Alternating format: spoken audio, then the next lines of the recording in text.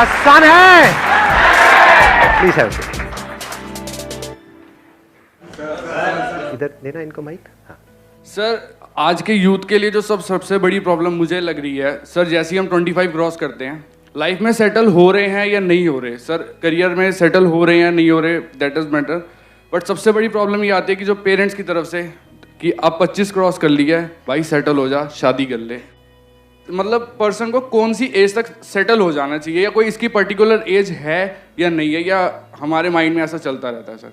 कितने चाहते हैं ये हो आज के सेशन का टॉपिक? बड़ा प्रेशर है आप लोगों के ऊपर। हाँ क्या भाई जबरदस्ती, मतलब आपकी कोई प्रोफाइल अपलोड करी जा रही है क्या कोई शादी वाली मैट्रिमोनियल साइट पे? हाँ जबरदस्ती शादियां कराई जा रही है क्या?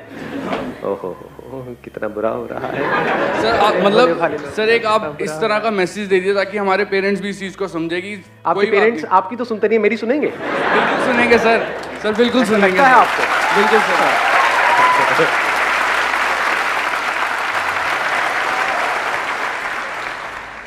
माइंड में प्रेशर हो जाता है कि नहीं अब सेटल जल्द से जल्द होना है सर। सच सच बताना, मतलब ये प्रेशर उनकी तरफ से आ रहा है खुद भी अंदर से? नहीं मतलब कई बार तो मन करता होगा कि यार क्या अकेले नहीं सर, ऐसा सर होनी चाहिए। सर देखो जो नसीब में लिखा है सर, वो 28 पे भी वही मिलनी है, 30 पे भी वही मिलनी है, तो सर क्या मतलब कहीं ना कहीं इंतजार कर रही होगी आप, क्योंकि ये पॉइंट इंटरेस्टिंग है। मैंने जो क्वेश्चन पूछा उसकी डेप्थ देख पाए आप लोग? को डेप्थ थी नहीं तो देखी क्या? टट्टू हर चीज में यस सर।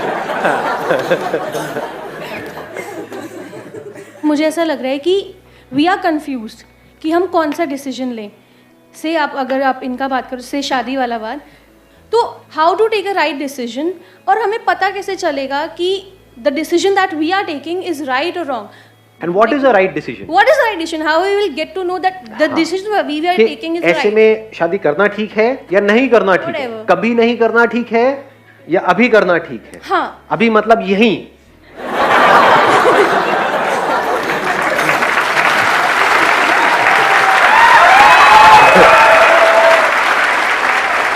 यहीं पर एक हवन कुंड लगेगा। मंगला आता है।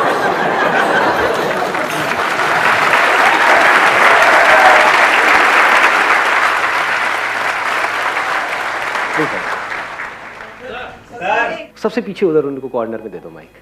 सर एक्चुअली आजकल अभी पीछे एक इंडिया में सर्वे हुआ था, तो उसमें पता लगा था कि आजकल जो सबसे कॉमन इश्यूज है स्टूडेंट्स में, उसका नाम है ADHD, अगर आपने सुना हो तो, attention deficit hyper activity syndrome.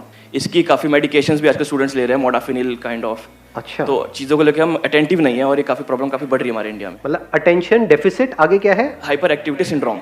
मतलब कि माइंड हमारा हाइपर एक्टिव मोड में है। Yes sir. जिसकी वजह से हमारी अटेंशन कभी भी एक पर्टिकुलर थॉट पे या एक पर्टिकुलर टॉपिक पे रुक नहीं पाती है। Yes sir. तो कैसे रोकें यस सर अपने माइंड को अटेंशन किसी एक पर्टिकुलर प्रॉब्लम के ऊपर, जिससे कि उस प्रॉब्लम का हम सॉल्यूशन निकाल सके? Yes sir. क्योंकि कोई ऐसा माइंड जिसके अंदर एक साथ में बहुत सारी चीजें घूम रही है, तो वो क्या डिसीजंस लेगा? अब वहां पे राइट डिसीजंस क्या है जो अभी आप बात कर रहे थे? Right decision, what is a right decision? पहले इस थॉट के साथ ठहरना होगा ना। जो भी आप डिसीजन लेना चाहते हो लाइफ में, उसकी हर साइड को देखना होगा, उसके प्लस को भी देखना होगा, उसके माइनस को भी देखना होगा, फिर डिसीजन लेना होगा कि मेरे लिए क्या करना सही है। क्योंकि इसका कोई हार्ड एंड फास्ट रूल थोड़ी है, जो आपके लिए सही है हो सकता है किसी और के लिए गलत हो। नहीं, राइट और रॉन्ग की कोई डेफिनेशन है? There is no definition. जैसे आपने शादी की बात करी तो कोई एज है शादी की, तो अब ये डिसीजंस कैसे लें? ये डिसीजन हो, चाहे अपने करियर का डिसीजन हो, चाहे जो भी आपके माइंड में आइडिया आया है कि मेरे को ये करना है, उस आइडिया के साथ ठहरना पड़ेगा ना। तभी तो उस आइडिया की जो पॉसिबिलिटीज है, उस आइडिया का जो एक्चुअल पोटेंशियल है, वो आपके सामने खुलने लग जाएगा। आइडिया आया, इमीडिएटली एक्साइटेड हुए, और फिर जैसे ही उसका कुछ नेगेटिव साइड हमको दिखता है तो हम एकदम ही डिप्रेस्ड हो जाते हैं, उसको छोड़ देते हैं। तो क्या हमारी लाइफ ऐसे नहीं चलती रहती है?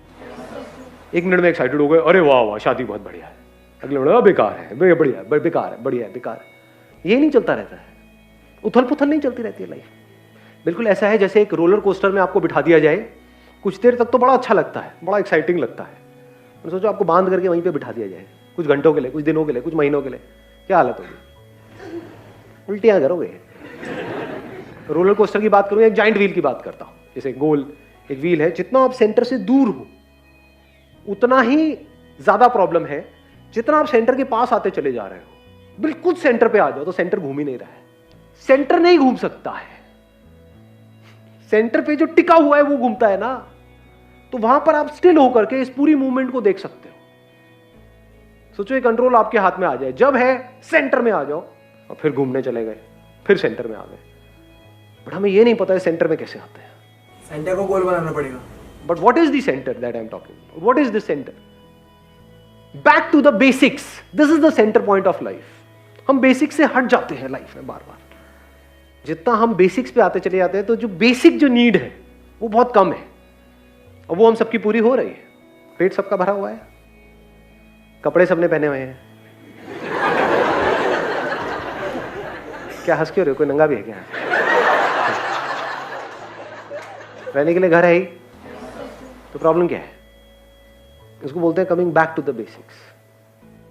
एक्चुअल में मेरी लाइफ में कोई प्रॉब्लम नहीं है, यहां से शुरू करो ना, समझे? बचपन में यही तो चाहिए था, और क्या चाहिए था? ड्रीम्स, गोल्स, ये सब, ये कहां थे? तो हुआ क्या, हमने अपनी लाइफ को बहुत कॉम्प्लिकेटेड कर दिया है और खुद ही उन कॉम्प्लिकेशंस में फंस करके रह गए।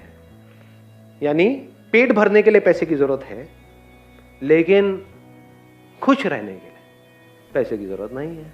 बचपन में कितना पैसा था आपकी जेब में? खुश थे या नहीं थे? 2 रुपए भी, अरे बड़े अमीर थे, कौन है?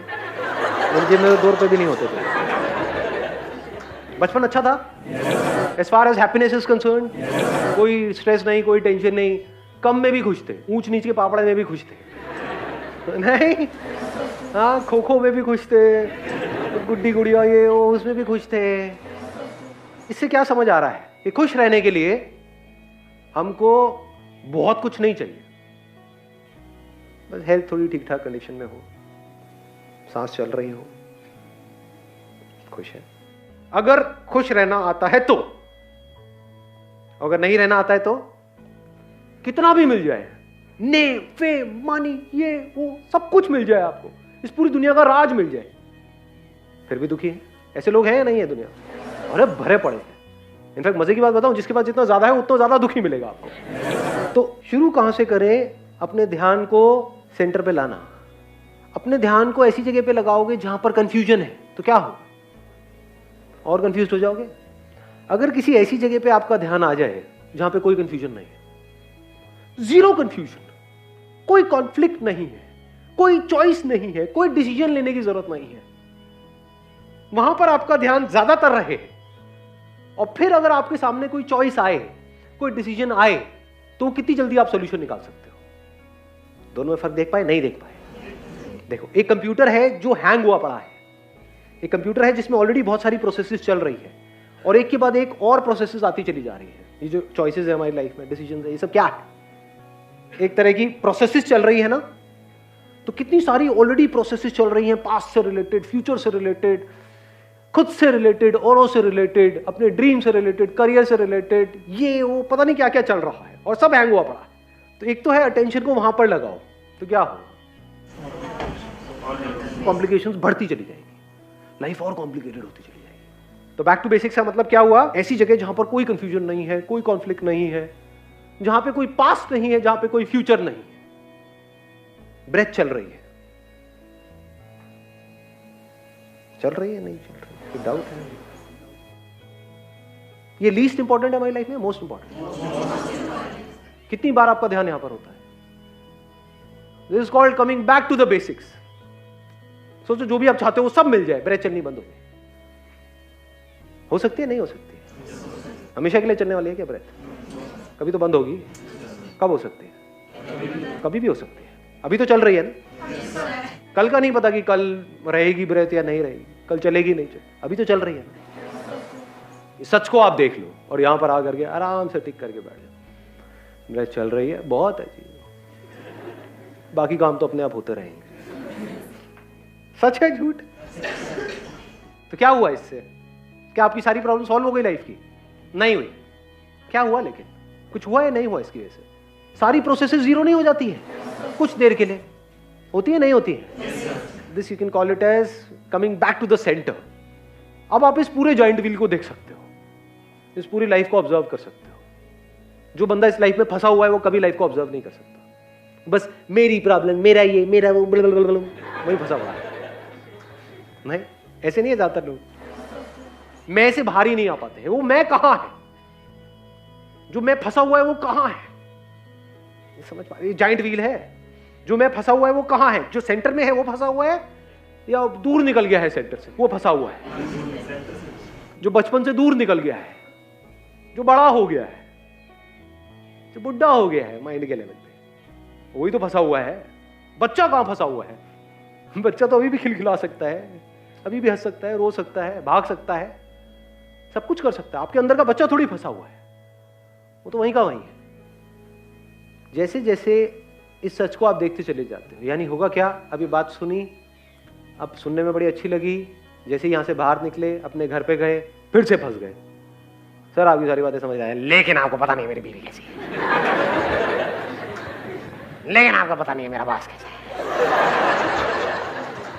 है, लेकिन हम क्या कर रहे हैं, भटक गए फिर से लोगों में, चीजों में। क्लियर सोचने के लिए हमारी अटेंशन फ्री होनी चाहिए। आपकी ब्रेथ ज्यादा हो या आपके सक्सेस फेलियर ज्यादा हो। जो आपके सक्सेस फेलियर है, जो आपकी नॉलेज है, एजुकेशनल क्वालिफिकेशन है, अगर उसको निकाल भी दो आपके माइंड से, तब भी क्या मरने वाले हो?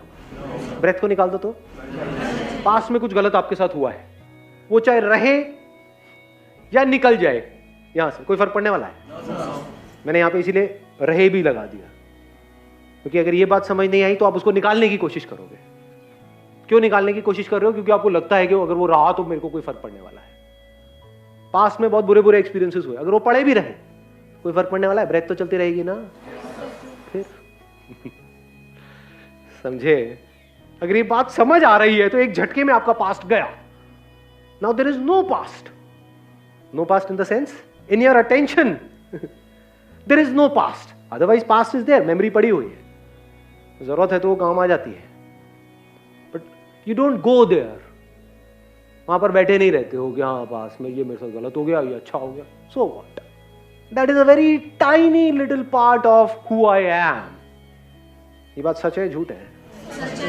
है वो आपका पार्ट है, बट कितना बड़ा पार्ट है? छोटा सा। नहीं, हम सुबह से रात तक कहां फंसे हुए हैं? रिलेशंस में, पोजेशंस में। जो भी रिलेशंस आपके हैं, अगर वो सब खत्म हो जाए तो क्या नए बन सकते हैं? नहीं बन सकते? बन सकते हैं। तो क्या आप आपके रिलेशंस हो? अब मैं ये नहीं कह रहा रिलेशंस को खत्म कर दो, पड़े भी रहे तो क्या दिक्कत है, और खत्म भी हो जाए तो क्या दिक्कत है? वही तो रिलेशनशिप में एक्चुअल में सामने वाले को फ्रीडम दे सकता है। जिसको डर है कि अगर रिलेशनशिप खत्म हो गई तो पता नहीं क्या होगा, वो तो कब्जा कर लेगा सामने वाले के ऊपर, उसको पकड़ लेगा, उसको पोजेस कर लेगा, वहां पे जेलसी आ जाएगी। वो इस थॉट से ही पागल हो जाएगा या हो जाएगी कि अगर उसने मुझे छोड़ दिया तो पता नहीं क्या हो जाएगा। तो ये जिसको मैं कह रहा हूं छोड़ना रिलेशनशिप को, वही एक्चुअल में एक अच्छी रिलेशनशिप का ग्राउंड है। आप जितना छोड़ दोगे उतनी ही रिलेशनशिप बढ़िया हो जाएगी, क्योंकि सामने वाला बंदा कभी भी सफोकेट नहीं होगा। तो जब आपका माइंड यहां से फ्री हो जाता है, रिलेशनशिप से फ्री कैसे होता है? रहे तो बहुत बढ़िया है, ना रहे तो कोई बात नहीं। ये आप उसको नहीं बोल रहे, अपने अंदर बोल रहे, कान के नीचे घुमा के पड़ेगा, उसको तो झूठ बोलना पड़ेगा। नहीं नहीं मैं मर जाऊंगा, मुझे छोड़ दो, कि अंदर ही अंदर हंस रहे हो, अरे कोई बात नहीं। और ऐसे को कोई नहीं छोड़ता, सच बता रहा हूं। आप खुद सोचो, कोई ऐसा पर्सन जो आपके साथ में बिल्कुल इस तरीके से है, हाँ तुम्हें जो करना है करो, रहना है रहो साथ में, छोड़ना है छोड़ दो, जो तुम्हें ठीक लगे बता देना, I am okay with all the options. तो क्या ऐसी से कोई लड़ाई झगड़ा होने की गुंजाइश रह जाती है? प्यार बढ़ता है, प्यार बढ़ता चला जाता है, वहां से प्यार की शुरुआत होती है। एक्चुअल में तो प्यार वही है ना।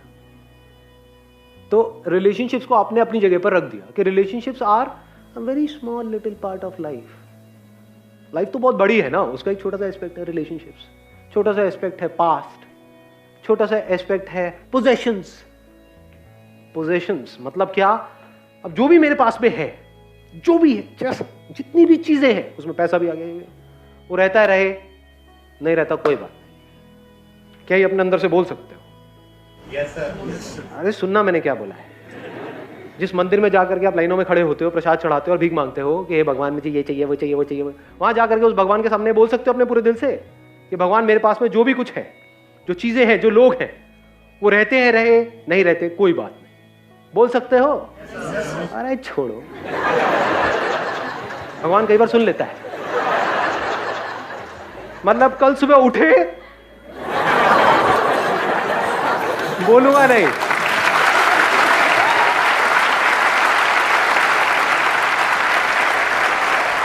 ये बोलने का अगर दम है आपके अंदर और सिर्फ बोलने का नहीं, इस तरह से जीने की अगर समझ है, तो अब आप फ्री हो, अब आप आजाद हो, वहां से एक्चुअल में लाइफ की शुरुआत होगी। नहीं तो अभी तो हम सिर्फ रोबोट्स की तरह जी रहे हैं, अंदर कुछ इंफॉर्मेशन फीडेड है, वो हमको भगा रही है। तो रोबोट नहीं हो गए, कंप्यूटर नहीं हो गए। तो लाइफ क्या है? What is life? वहां तक आप पहुंचते हो धीरे धीरे। जब इस ब्रेथ से भी आप हटते हो, आप देखते होगे जो ब्रेथ है, ये भी अगर चलनी बंद हो जाती है, तब भी मैं रहता हूं। Breath is a very tiny part of my existence. तब आपको नजर आता है कि मैं सिर्फ यहां पर नहीं हूं, मैं वहां पर भी हूं। वहां पर मतलब सिर्फ वहां पर नहीं, यहां पर भी हूं, हर जगह हूं। ज्यादा हो गया ना? थोड़ा सा तो हो गया।